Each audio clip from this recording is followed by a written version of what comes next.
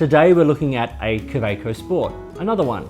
Recently reviewed the standard classic Sport. I've in the past reviewed the bronze and I've reviewed the AL as well as the piston options available, but I've never reviewed this pen, and this is the brass Kaweco Sport. This is a great EDC fountain pen. I've been using this on and off for a couple of years now and absolutely love it. It sits nice and heavy in the pocket. You can chuck that clip on and it's nice and sturdy. So we're going to talk about the brass version and talk about parts and features and pros and cons, all that kind of stuff, as well as doing a writing sample. Now, I have done a video in the past where I compare a bunch of the nibs that are available for the Kaweco Sport. In fact, I think I, at that point, reviewed every nib that was available that would fit on it. I'll link to that video in the description here. That is a great resource to help you realize or decide what nib might be right for you. But today we're going to talk about this specific model, the Brass Sport. So please like and subscribe, hit the notifications button, and consider becoming a member of this channel, where for a small monthly fee you'll get early access to my videos, priority comments, and eventually some members only Q&As. Hopefully those will start up in the next month or so when I have some time. But right now, let's look at the Brass Kaweco Sport fountain pen and talk about why this might be one of the best EDC fountain pens on the market.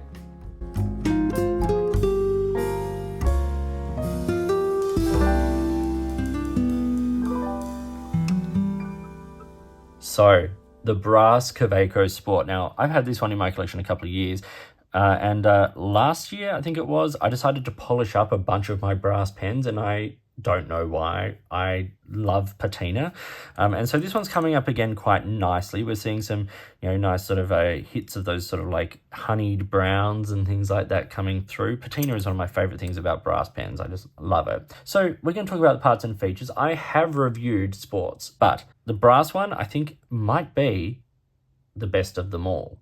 And I certainly think it's one of the best EDC fountain pens going around. So we are going to talk about all of that in this video.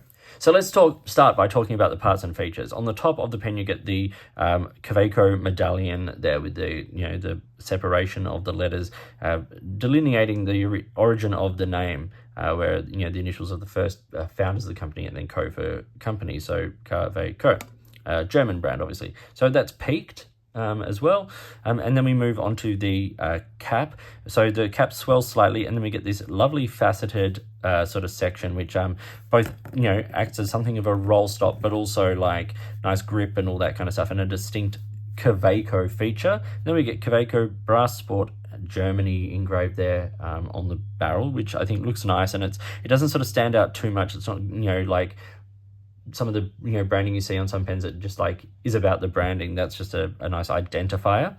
And then those facets sort of taper again to that more rounded end on the cap, step down onto the barrel, which continues, has a little step down to where it posts onto, and then a sort of peak sort of finial there with a little dimple in it. It is a twist cap, and it comes off in just over one turn.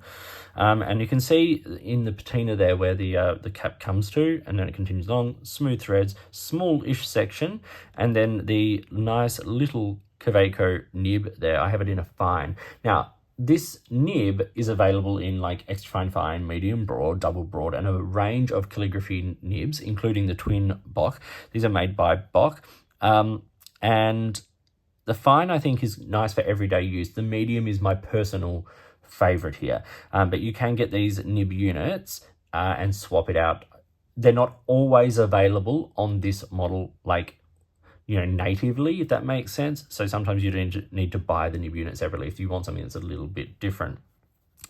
It unscrews there, and it is a cartridge converter pen. Now, I have refilled a cartridge here. I've been using this one with Diamine Ancient Copper in it. It's just a standard short international cartridge. You can get a converter for this pen. It is that little foldable converter, or the push-pull converter from Kaweco. They are perfectly fine, absolutely fine. But I find you get more ink capacity using a short cartridge, and so I just refill those, and that's how I have been using this pen, how I've been carrying this pen, and I've had no problems, with it coming loose or anything like that. It's all perfectly fine. Now, you do post the cap onto the end of the body there, and you get a very nice sized pen. Not to say you can't use the pen, in that sort of format. Like, I often just quickly unscrew it, jot something down on a to-do list, or tick something off, and it works perfectly fine. But if I wanted to do a little bit more writing, just that extra length makes it quite comfortable, and I really love the weight of this pen in the hand. Brass is not a lightweight material. Just spoiler alert, this pen weighs 47.5 grams inked up. So, it's got a bit of heft in the hand, and I like that. I tend to hold it back further onto the barrel here. You see, I'm not sort of pinched down on the grip. That's a little bit too small, a little bit low for me. So my grip tends to put like my index finger just on the grip section there, and then my thumb a little bit further back, and then the writing is extremely comfortable, and that weight sits nicely on the webbing of your hand. One thing I've always loved about the Sport model is the varieties. So not only, things like the plastic Sport, the bronze, the AL, the art, even that ebonite special edition that came out. Now the titanium, you've got stainless steel. In fact, the stainless steel and the brass make a really lovely pair. The steel one will probably be, if I get another Kaweco Sport, the steel might be one of those. The titanium I love, but I just think the price point is prohibitive, particularly here in Australia at around 500 Australian dollars for a steel nib, pocket pen. I find that a lot. But the brass version here, I think it's well priced. I think it is, as I said, a fantastic EDC pen. But as well as being the fountain pen version, they're also available in rollerball, ballpoint, mechanical pencil occasionally, and then that sort of SketchUp version, which has the 5.6mm lead, or you can get an eraser version of it as well. So lots of options. If you wanted to just complete the set of the brass sports, that would be awesome. And that is something I have definitely thought about doing occasionally. But the brass sport fountain pen, it's a really solid pen. It's well built, like brass, so it's well built. It's got nice sort of cap liner and everything, and sort of you can see there's liner there for the threads and everything, so which means that you're not putting metal on metal as well, so it sits nicely. It's sort of held in there comfortably. It sort of feels, I know it's not cushioned, but it kind of feels cushioned. It's just, it gets so much right. Okay, size comparison. Here it is alongside a Lamy Safari. You can see the Lamy Safari is a full-size fountain pen, whereas the Brass Sport is a pocket pen. So it is a smaller form and function. Here I have it with the Bronze Sport, which I have a clip on, and you can get those clips. They cost around $12 Australian, depending, once again, currency will change, but like 6 to 8 US is sort of where I've seen them. I do also carry this quite regularly with a clip. I took it off for the video. And they just slide on. So I've got the Bronze Sport here, which I also really love. It's a bit more expensive than the brass. And then I've just got a sort of normal, that pearlescent version of the standard Sport there as well. In the capped format, you can see that they're mainly the same sort of size, but the different versions of the Sport do tend to have slightly different sizes. So the plastic to the AL, to the pistons, to the brass and things. You see there are very sort of slight differences in length there. Uncapped, of course, still shorter than the Safari. Now, that is a good writing length for the Safari, but as I said, not necessarily the intended writing size or writing form for the Kawecos. It's a little bit short for sort of most writing, but these do post, and they post nicely. So when they're posted, they come in longer than the Safari, as you can sort of see, or around the same length as the Safari, I suppose. But as again, slightly different lengths across the Kaweco line. But the Lamy does also post, and that comes out a little bit longer again. So these are a compact pen, a good size. They are compact, but one of the things I said that I love about the brass is that weight. It feels substantial, even though it is slightly smaller in the hand. So what are the specific dimensions of the Kaweco Brass Sport? Well, at this capped length, it's about 108 millimeters. It's about 101 when it is uncapped, and then posted it comes up to about 130. So it's a pretty decent length. The grip section in the middle is about 9 millimeters. So it might be a little bit small, and I don't find myself, as I said, holding it there. It's a little bit pinchy for me, but it is comfortable enough. And then around the cap is about 13 to 14 millimeters. So, it makes a nice size. The pen, as I said, weighs 47.5 grams. That's 28 in the body and 19.5 in the cap, which is hefty. You feel it.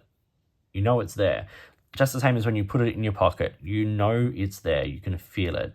And there's a security in that. The lighter weight plastic, Kawecos that weigh considerably less than the cap itself of this one, they can easily sort of get lost in your pocket or in your bag, whereas you know where this one is. So let's do this writing sample with the Kaweco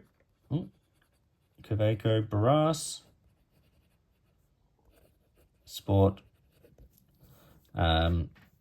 This is a fine steel. I think it's like the Bock 060 nib from memory, but I might be wrong, but like something like that. There is a code. I just can't quite remember it off the top of my head. The ink in this is diamine.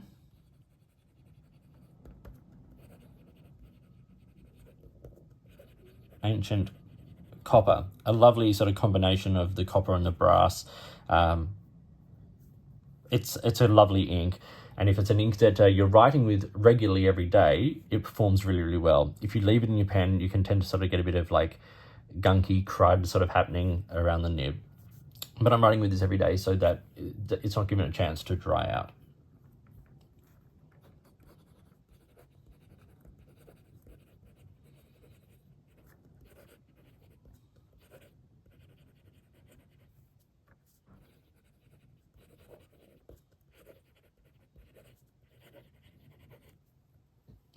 So it is a nice fine steel nib.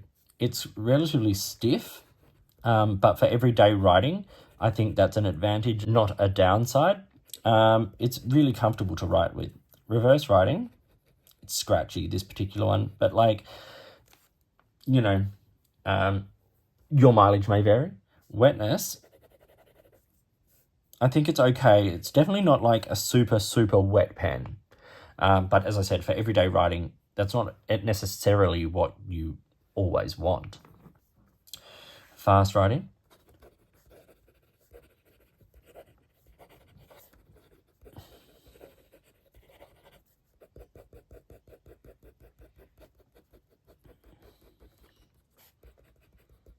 No issues.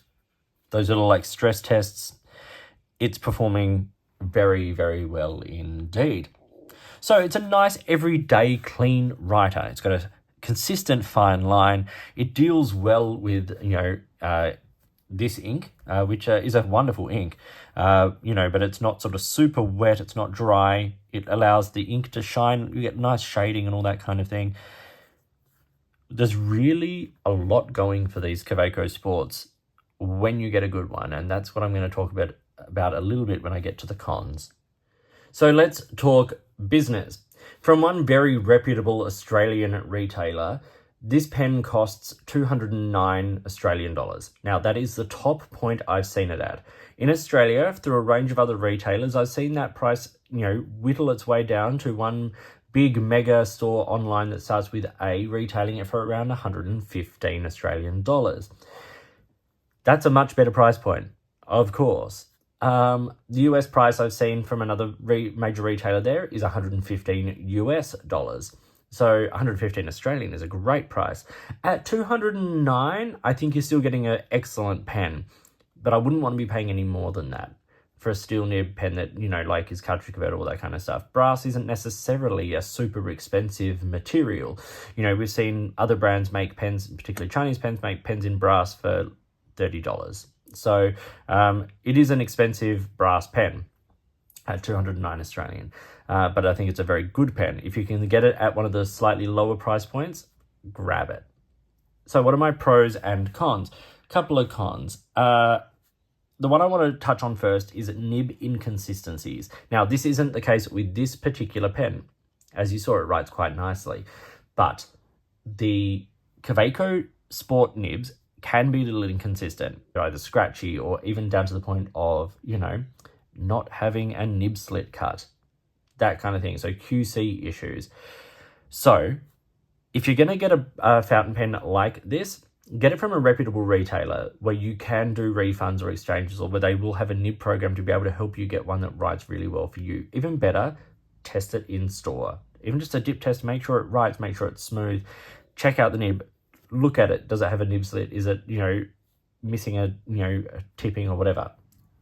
Do that work. The other thing I find an issue with the Kaweco Sports is the converter. Firstly, they're not provided with one, and like the push-pull converter in Australia can retail from $12 to $16, which that's a lot. So refill your cartridges.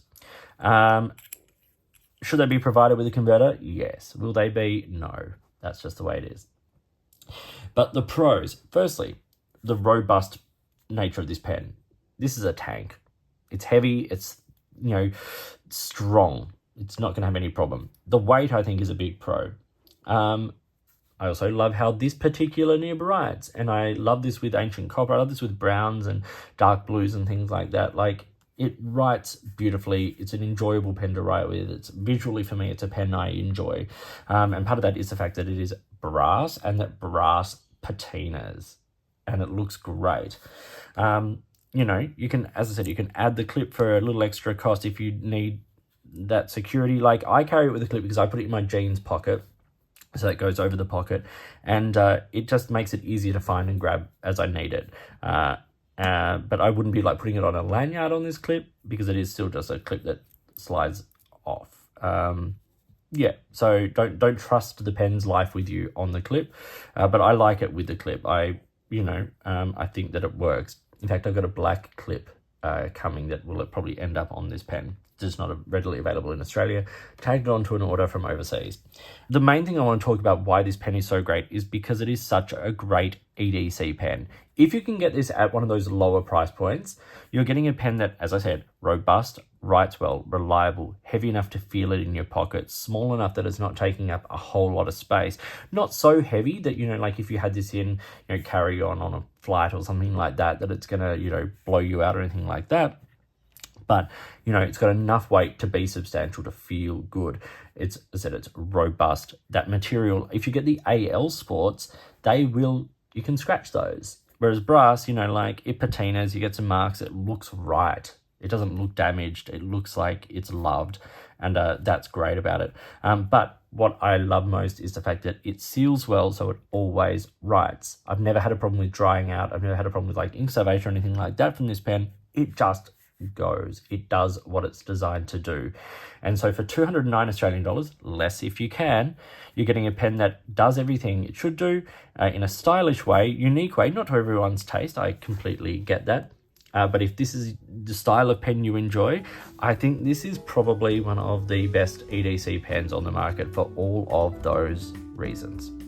So thank you for watching today's video.